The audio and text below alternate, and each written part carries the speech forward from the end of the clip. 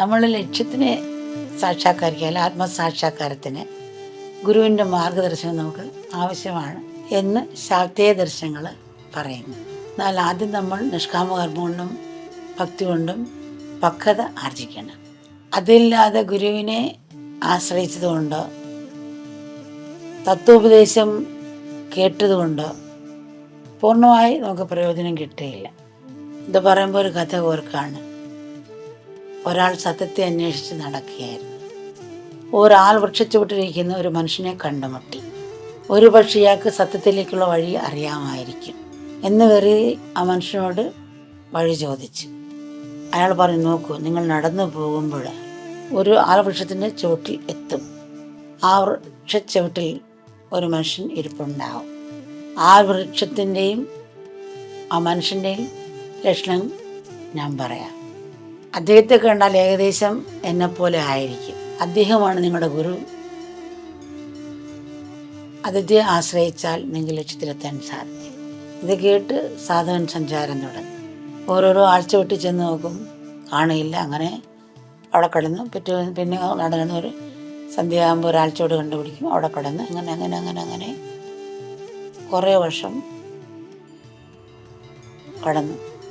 അവസാനം അദ്ദേഹം പറഞ്ഞ ആളെ കാണാതെ വീണ്ടും തിരിച്ച് നടന്ന് പഴയ വൃക്ഷച്ചുവട്ടിൽ എത്തി.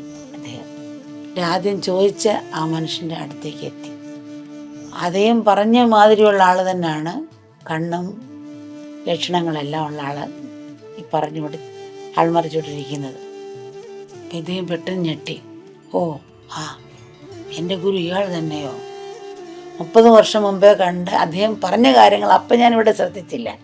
ഇപ്പം നോക്കുമ്പോൾ അതെല്ലാം പറഞ്ഞു തന്നത് എല്ലാ സാധനങ്ങളും ആൾമറിച്ചുകൊണ്ടിരിപ്പുണ്ട്. ലക്ഷണങ്ങളും ഇദ്ദേഹത്തിൽ കാണാം. ഇദ്ദേഹം തന്നെയല്ലേ എന്നോട് പറഞ്ഞു തന്നെ, അദ്ദേഹം തന്നെയാണോ ഗുരുവെന്ന് ചിന്തിക്കുകയാണ് പുള്ളി. മനസ്സിലാക്കി. ഓ കഷ്ടം, അങ്ങനെ എൻ്റെ 30 വർഷം നഷ്ടപ്പെടുത്തിയില്ലേ. അപ്പോൾ ഈ ഗുരു പറഞ്ഞു, ഞാനല്ല നിൻ്റെ 30 വർഷം നഷ്ടപ്പെടുത്തിയത്.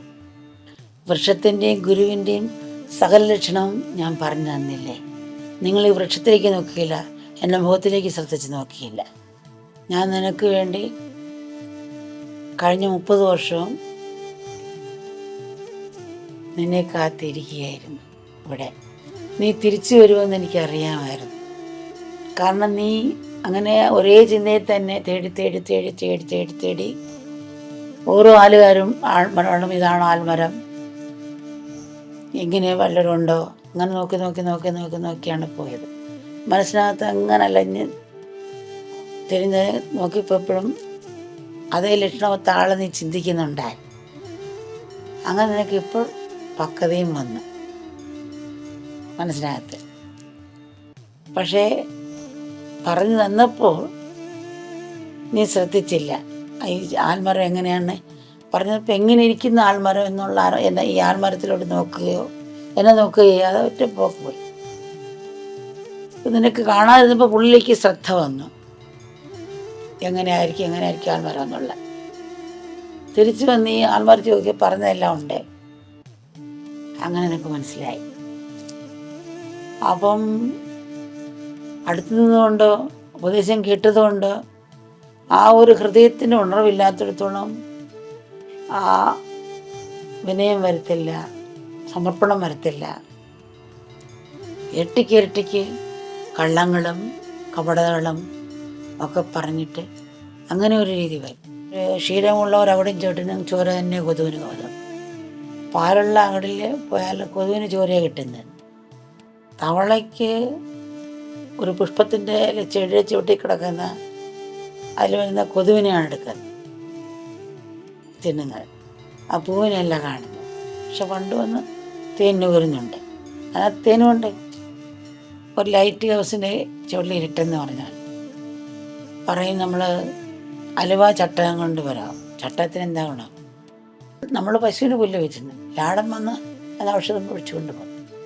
ലാടനകത്ത് ഔഷധം കാണുന്നു. പുല്ല് വെച്ചാൽ പോകുന്ന പശു പുല്ല് വെച്ചാൽ മതി, പുല്ല് കാണുന്നു. ലാടനായ ജ്ഞാനമുണ്ട്. ലാടന ആയുർവേദ വൈദ്യനായ ജ്ഞാനമുണ്ട്. ഇതിന് ഔഷധമാണ്. അതുപോലെ ആ ഒരു ജിജ്ഞാസുവിന് മാത്രമേ ഗുരുവിൻ്റെ മഹത്വം മനസ്സിലാക്കാനും അതനുസരിച്ചുള്ള സമർപ്പണവും ശരണാഗതിയും വന്ന് ആ കൃപയ്ക്ക് പാത്രമാകാൻ ഓരോന്നും ഓരോ ചലനവും ശ്രദ്ധിച്ച് ഓരോ നിമിഷവും ഉൾക്കൊണ്ട് നീങ്ങാൻ സാധിക്കും. അതിന് ഹൃദയം തുറക്കണമെന്നാണ് എപ്പോഴും അമ്മ പറയാറുണ്ടല്ല.